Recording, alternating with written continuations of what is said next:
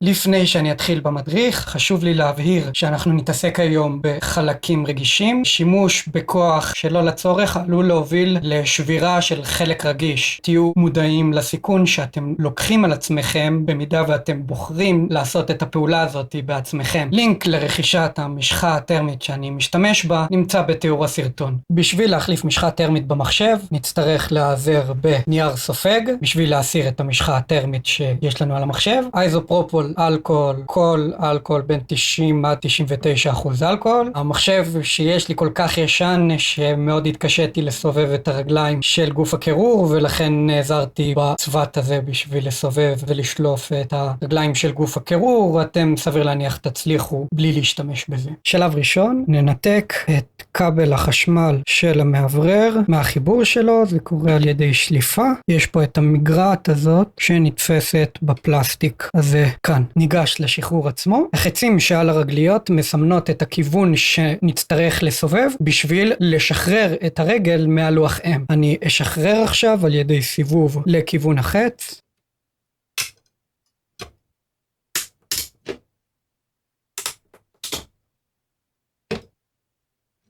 ואחרון, סובבנו את כל הרגליים לכיוון שמצביע החץ, נוכל לשלוף את הרגליות מלוח האם.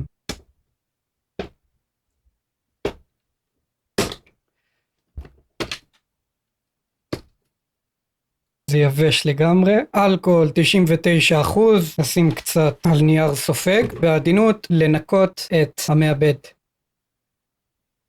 יש הרבה אסכולות לצורה שבה שמים את המשחה הטרמית. אני מעדיף לעשות את זה בצורה של X קטנצ'י. אני אנסה להדגים את זה עכשיו.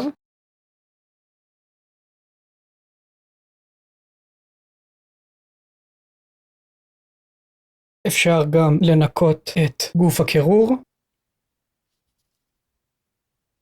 לפני אפילו שנחבר את גוף הקירור, נזיז את החצים כנגד כיוון החץ בשביל להתכונן לנעול את גוף הקירור.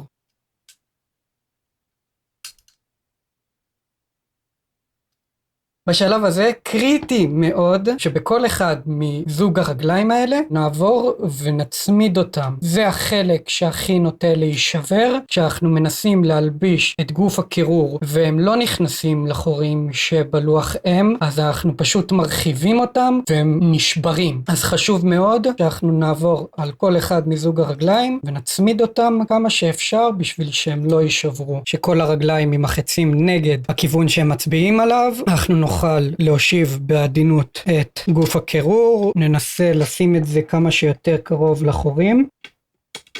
נזיז קצת לפני שנחבר בשביל לוודא שכל הרגליים, נרגיש שכל הרגליים נכנסו לחורים. אנחנו נפעיל לחץ ליד הרגליים, כלומר בדפנות, ליד כל רגל. נכניס את הרגליים בצורת כוכב. נפעיל כוח כאן, אחרי זה כאן, אחרי זה כאן, ואחרי זה כאן. אחרי שהרגשנו שכולם בחורים, אנחנו שוב נחזיק מלמעלה וננעץ את הרגליים. שוב בצורת כוכב. כל מה שנשאר זה לחבר את החיבור של הקירור לחיבור בלוח M. אני מקווה שהצלחתי לעזור לכם. אם הצלחתם ואם יש לכם שאלות או רעיונות לסרטונים אחרים שאני אעשה, אתם מוזמנים לכתוב אותם בתגובות למטה. שימו לייק, תשאירו עוקב ונתראה בסרטון הבא.